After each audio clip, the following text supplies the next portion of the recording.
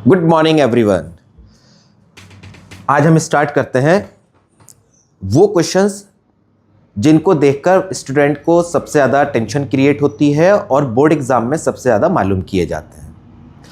वो क्वेश्चंस जो एक नंबर में एमसीक्यूज की फॉर्म में आते हैं but we don't know how to calculate, we don't know what property we should use in that.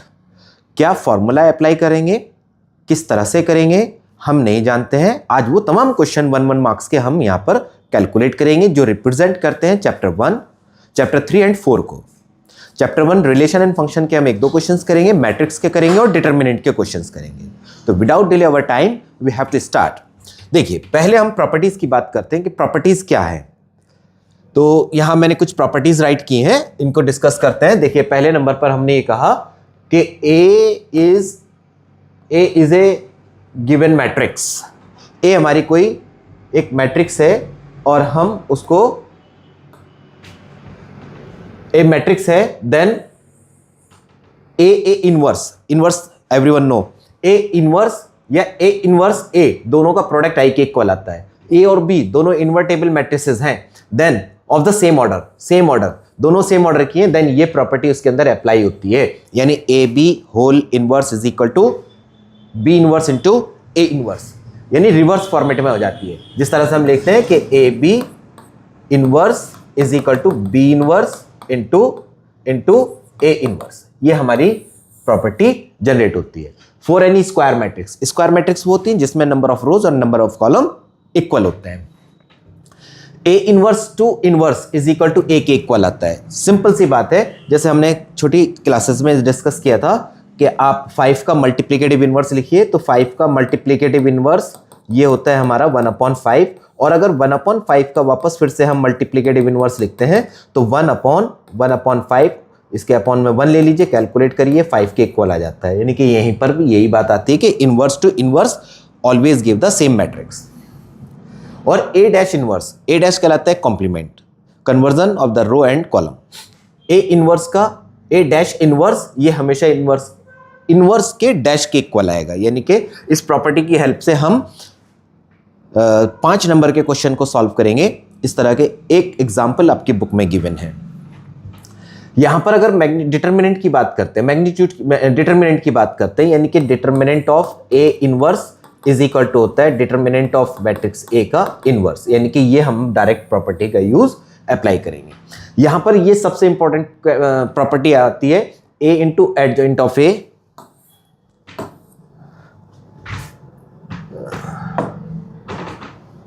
इसको मैं सही कर लेता हूं।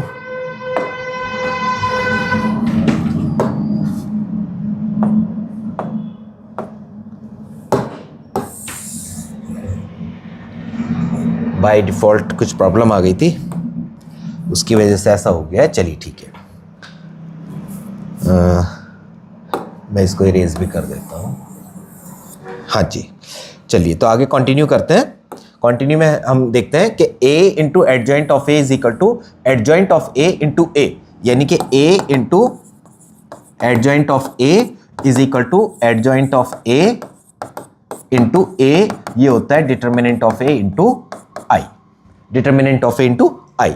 इसके बाद नेक्स्ट प्रॉपर्टी हमारी है determinant of adjoint of A, adjoint of A, determinant of adjoint of A, determinant of adjoint of A, ये होता है हमारा determinant of A raise to n-1।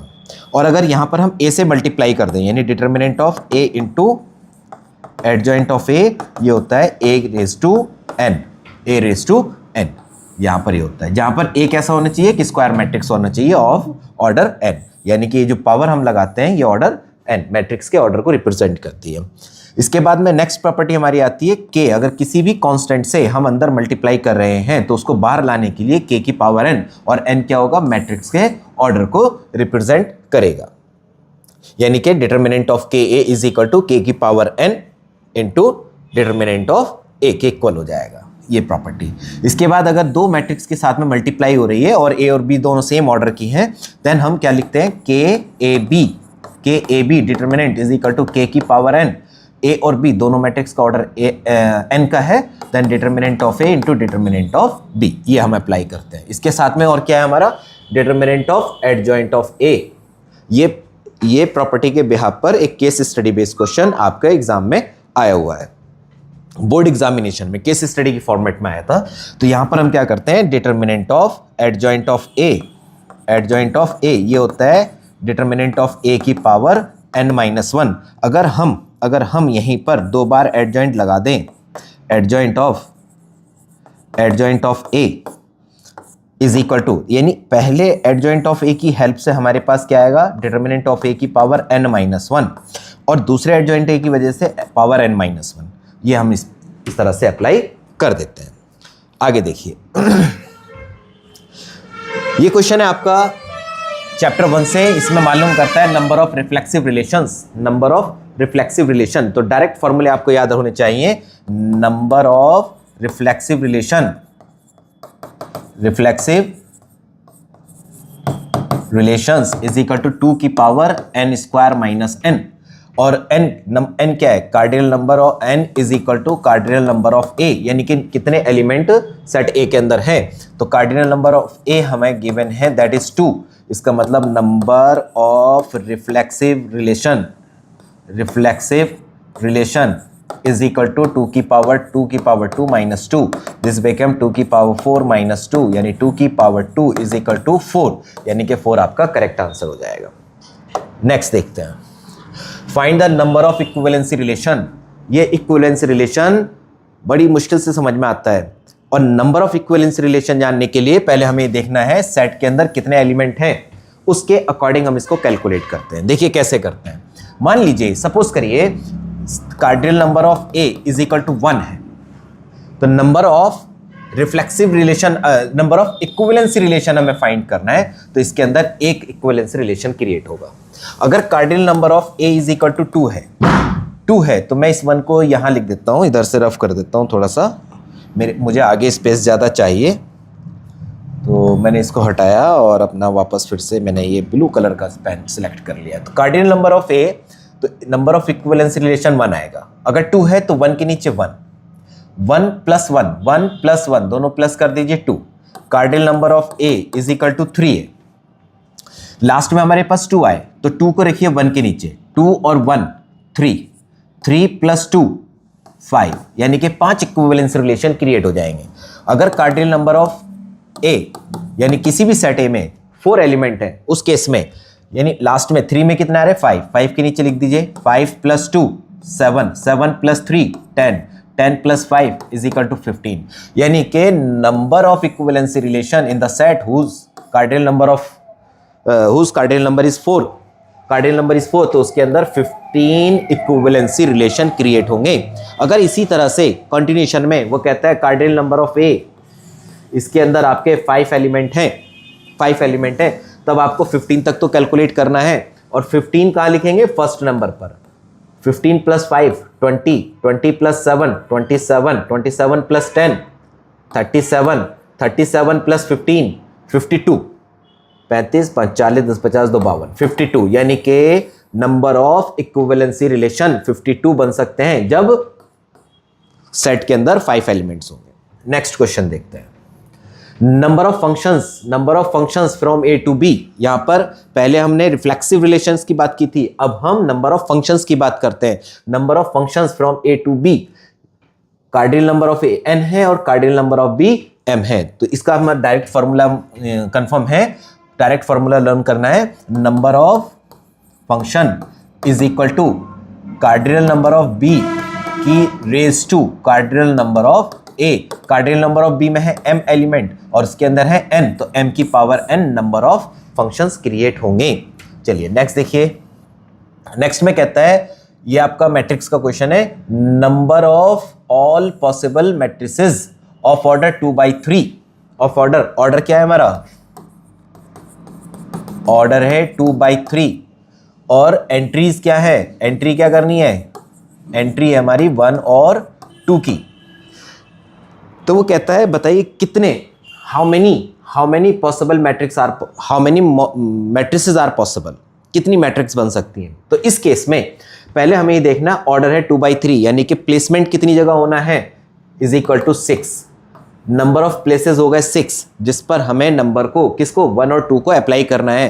तो 1 और 2 नंबर ऑफ एंट्रीज हो गई, number of entries is 2, number of entries is 2 यानी कि दो नंबर 1 और 2 को हमें 6 जगह पर प्लेस करना है। तो नंबर ऑफ मैट्रिसेस आप इसको क्लास 11th के परमुटेशन के अकॉर्डिंग भी रीड कर सकते हैं, बल्कि कर ही उसी के बिहाफ पर रहे। Number of possible matrices is equal to 2⁶, यानी कि 2�6 8 8 जा 64, यानी कि 64 इज करेक्ट आंसर। 64 मैट्रिसेस बन सकती हैं। नेक्स्ट क्वेश्चन देखिए, number of all possible matrices order है 3/3 यानी कि प्लेसेस कितने हो गए, प्लेसेस हो गए हमारे 9 जहां प्लेस करना है, और एंट्रीज कितने की होनी है, नंबर ऑफ एंट्री एलिमेंट है 3 यानी कि number of possible matrices,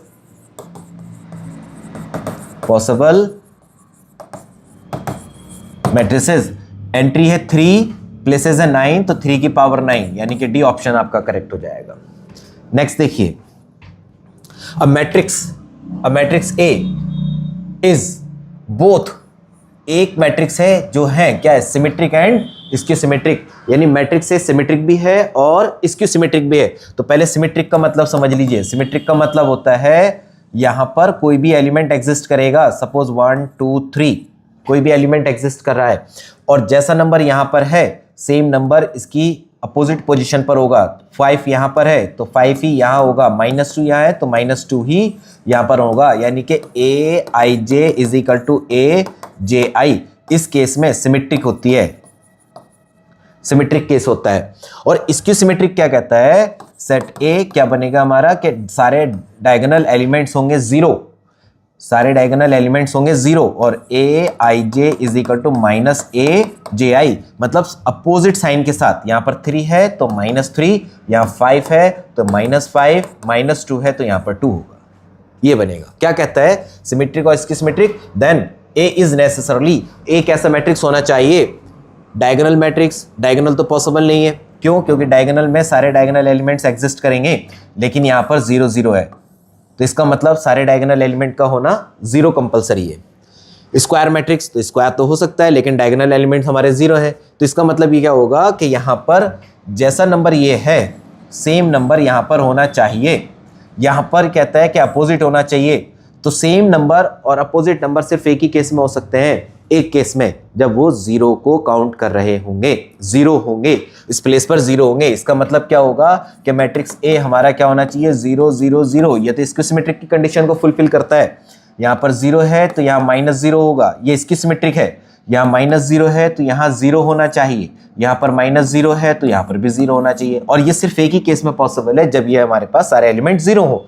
symmetric क्या कहेगा, जैसा साइन यहाँ प्लस है तो यहाँ पर भी प्लस, और स्क्यू सिमेट्रिक कहता है यहाँ माइनस है तो यहाँ प्लस होना चाहिए। तो ±0 ही एक ऐसा नंबर है पूरे नंबर सिस्टम में जिस पर प्लस माइनस लगाने पर नंबर रिमेन कांस्टेंट, सेम बना रहे। तो इस केस में हमारे पास ये एक 0 स्क्वायर मैट्रिक्स में कन्वर्ट हो जाएगा, यानी कि इस केस में हम कहेंगे कि ये एक 0 स्क्वायर मैट्रिक्स है। नेक्स्ट देखिए, A and B are matrices of order 2/3, 3/2 and 2/4। मतलब क्या है कि अगर मैं यहां लिख दूं A मैट्रिक्स है 3/2 का और B मैट्रिक्स है 2/4 का, तो मुझे ऑर्डर ऑफ AB की रिक्वायरमेंट है। इसका ऑर्डर क्या होगा, हेयर क्या कर रहे हैं हम, A.B, इसका मतलब we want to do the multiply of both. दो मैट्रिक्स की मल्टीप्लाई फाइंड करने के लिए नंबर ऑफ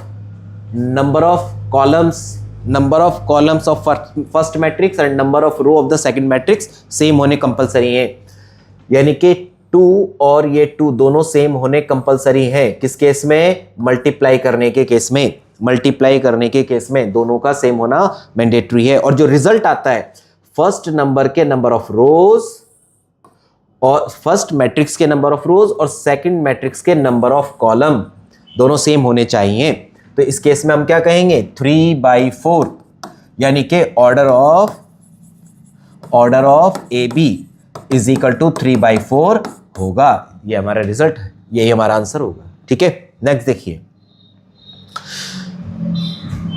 ये 3 मैट्रिक्स की मल्टीप्लाई कर रहे हैं, इज इक्वल टू ए आ रहा है, then write the order of matrix A. Very good. तो हमने क्या किया, 3 मैट्रिक्स हैं, पहले हमने x ले लिया, दूसरा y है, तीसरा z है, और रिजल्ट हमें मिलता है a के इक्वल। हमें a का ऑर्डर निकालना है।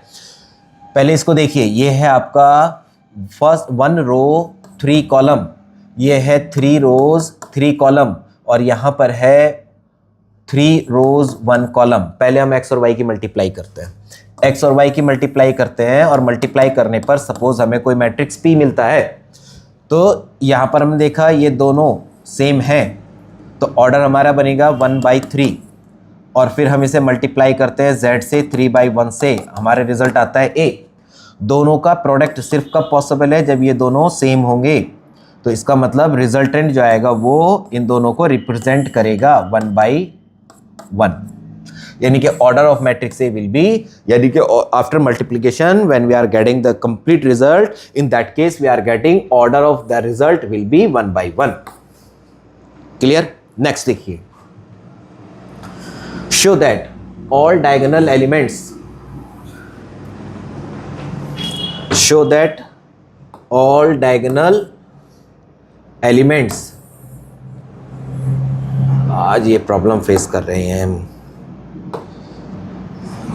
हाँ जी, show that all diagonal elements of a skew symmetric matrix, of a skew symmetric matrix are 0, ये हमें प्रूफ करना है। ये थ्योरम आपकी बोर्ड एग्जाम में भी आई हुई है, ये बुक के अंदर थ्योरम की फॉर्म में गिवन है। ऑल डायगोनल एलिमेंट्स किसके, स्क्यू सिमेट्रिक। तो स्क्यू सिमेट्रिक की अभी हमने बात की थी, ए I J is equal to minus A J आई, किसके लिए, फॉर स्क्यू सिमेट्रिक मैट्रिक्स, ये होता है। अब आप ए आई जे को इधर ट्रांसफर कर दें, A I J is equal plus A J I is equal to 0। और डायगोनल एलिमेंट कब मिलते हैं, डायगोनल एलिमेंट कब मिलते हैं, A11 A22 A33, ये डायगोनल एलिमेंट्स होते हैं 33। जब ये डायगोनल एलिमेंट्स हैं तो डायगोनल एलिमेंट्स का मतलब होगा I और J दोनों सेम होते हैं। इसका मतलब पुट कर दीजिए, पुट कर दें या रिप्लेस कर दें या एक्सचेंज कर दें, I is equal to J, इसका मतलब AI plus AI is equal to 0, दोनों सेम, तो 2AI इज इक्वल टू 0, यानी AI इज इक्वल टू 0। हमें क्या मिलता है, I is equal to 1 2 3 4 5 and up to so on. Apply कर दें, A11 0, A22 0, A23 0, sorry A33 0, A44 0। Hence all diagonal elements, diagonals, all diagonal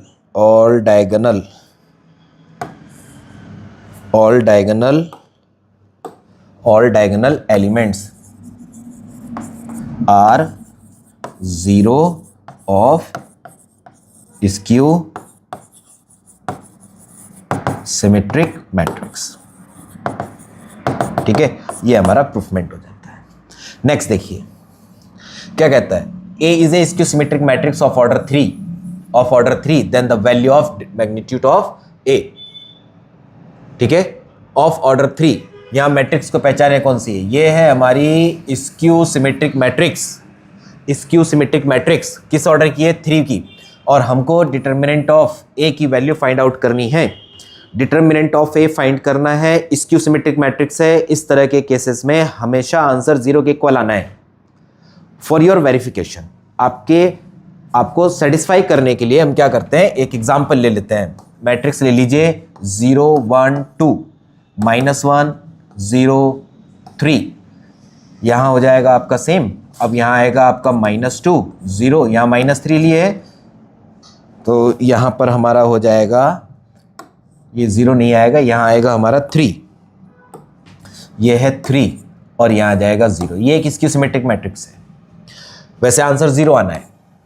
ठीक है, अब आप इसको कैलकुलेट कर लीजिए। 0 ब्रैकेट, दोनों का multiply plus 9, -1 bracket, -1 0 minus plus यानी -6 प्लस 2 ब्रैकेट -3 और -3 -0, minus zero means minus zero आ रहा है तो प्लस जीरो हो जाएगा, वो तो माइनस पर ही रह जाएगा, ठीक है, इज इक्वल टू, ये क्या निकाल रहे हैं हम, अगर ये मैट्रिक्स ए है तो डिटर्मिनेंट ऑफ मैट्रिक्स है, this become zero into something zero, minus minus plus six, plus minus minus, 3 2 जा 6 बिकम जीरो। यानी कि जब भी आप इसकी सिमेट्रिक मैट्रिक्स जो सेम ऑर्डर की है, same order means number of rose and number of column, तो स्क्वायर मैट्रिक्स बनेगी और इसकी सिमेट्रिक मैट्रिक्स स्क्वायर में ही एग्जिस्ट करती है, तब उसका डिटर्मिनेंट की वैल्यू हमेशा जीरो के इक्वल आती है। नेक्स्ट देखिए, the value of cofactor. Cofactor जब हमने डिटर्मिनेंट को स्टडी किया था उसमें हमने, और मैट्रिक्स को स्टडी किया था, तब हमने उसमें दो चीज़ें पढ़ी, एक पढ़ा हमने माइनर्स, एक पढ़ा कोफैक्टर। माइनर्स क्या होता है, सेम ऑर्डर पर हम कैलकुलेट करते हैं, लेकिन कोफैक्टर में हम अकॉर्डिंग द ऑर्डर माइनस और प्लस के साइन को भी अप्लाई करते हैं। यहाँ पर क्या कहता है, हमको निकालना है cofactor of element second row and third column, second row and third column, second row third column. तो सेकंड रो थर्ड कॉलम होने का मतलब ये है कि A second row third column A23 element के बारे में हमें डिस्कस करना है। कौन से? A23 देखिए, सेकंड रो थर्ड कॉलम, यानी कि ये एलिमेंट। अब इस पर आप इधर से और इधर से इसको रिमूव कर दें, यानी A23 इज इक्वल टू क्या बनेगा, 4312, 4312। ये डिटर्मिनेंट का साइन लगा दीजिए। ये क्या होगा मेरा, ये कहलाएगा माइनर्स, ये होगा माइनर। और माइनर के बाद मुझे कन्वर्ट करना है कोफैक्टर, तो मैं यहाँ क्या करूँगा, -1 की पावर ऑर्डर लगा दीजिए, 2 + 3, -1 की पावर 5, दिस बिकेम माइनस। और इसको कैलकुलेट करते हैं, 4 2 जा 8 और 3 1 जा 3, ये हो गया -5। ये हमारा आंसर आ जाएगा, क्या होगा, -5, यानी कि option B is correct. Hope clear है। नेक्स्ट देखिए,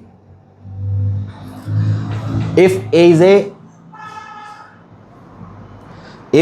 ए इज अ, क्या है ए आपका, A is a square matrix of order 3, square matrix है ऑर्डर 3 का, और डिटर्मिनेंट ऑफ ए की वैल्यू 6 है, then value of adjoint of ए।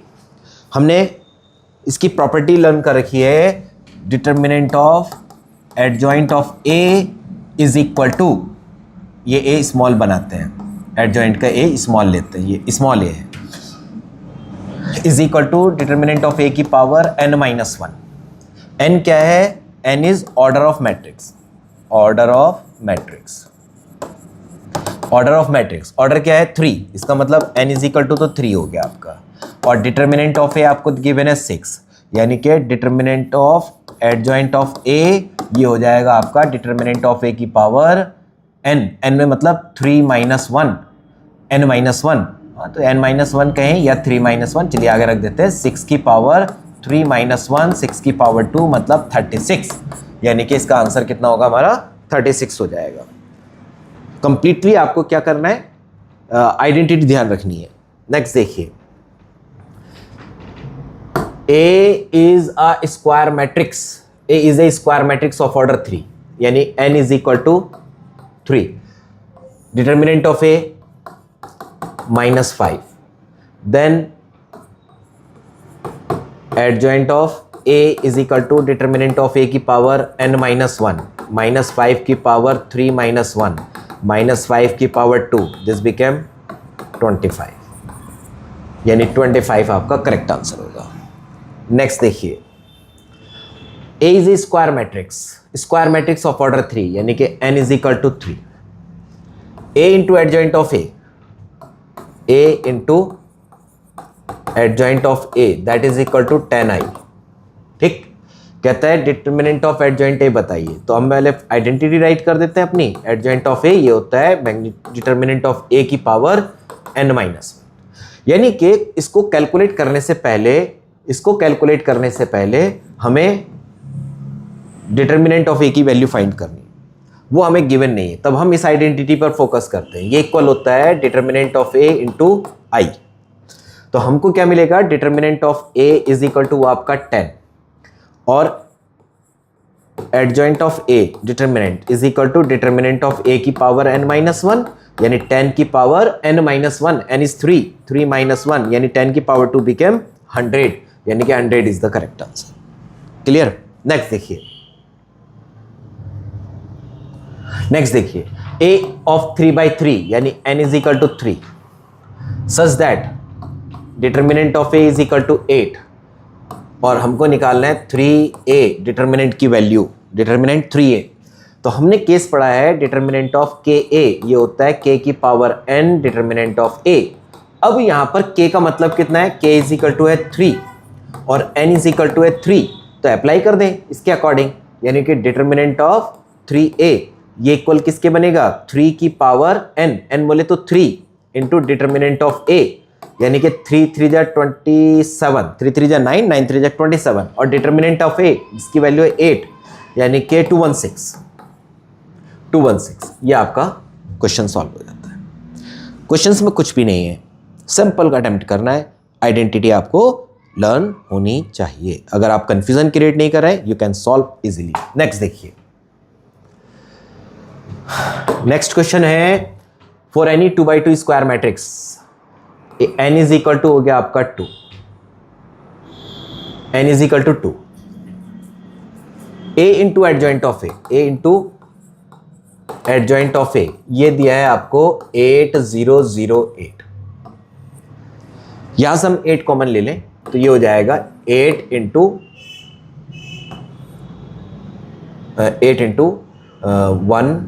1001, और ये होता है 8i। वापस फिर से प्रॉपर्टी पर ध्यान दीजिए, यानी कि a into adjoint of a ये होता है आपका determinant of a into i, यानी कि डिटर्मिनेंट ऑफ a ये हो जाएगा आपका 8, n है इज इक्वल टू 2, वैल्यू निकालनी है डिटर्मिनेंट ऑफ a, अरे तो उसकी नीड ही नहीं है, डिटर्मिनेंट ऑफ a तो आपका 8, ये आंसर हो जाएगा, यही आपका आंसर हो जाएगा। बाकी इसका की रिक्वायरमेंट फिनिश हो जाती है। नेक्स्ट देखिए, A and B are the two square matrices of order 3. Determinant of A is equal to -1, determinant of B is equal to 3, और वैल्यू निकालनी है 2AB। इसका मतलब होगा determinant of KAB is equal to K की power n order determinant of A और determinant of B। K n है यहाँ पर ऑर्डर 3, यानी कि हमारे पास है n is equal to 3, apply कर दें determinant of 2ab is equal to 2 raise to n, n का मतलब 3, determinant of a determinant of b, 2 की power 3 is equal to 8, a की वैल्यू है -1 मल्टीप्लाई b की वैल्यू 3, 8 3 जा 24, यानी -24 इसका आंसर हो जाएगा।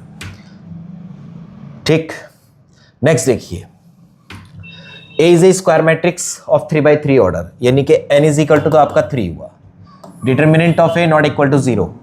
ठीक, तो डिटर्मिनेंट ऑफ 3a यानी KA, 3 की power n magnitude of A, ये हो जाएगा। Write the value of K, simple see, n की वैल्यू 3 है इज इक्वल टू क्या है, K determinant of A, K की वैल्यू निकालनी है, यानी K इज इक्वल टू 3 की पावर n, बट n क्या है, ऑर्डर कितना है 3/3, यानी n की वैल्यू 3, यानी k की वैल्यू 3 की पावर 3, यानी k इज इक्वल टू 27, ये आपका आंसर हो जाता है। Hope all questions are clear. If you are getting any problem, write us, we will solve your problem. Thank you for watching.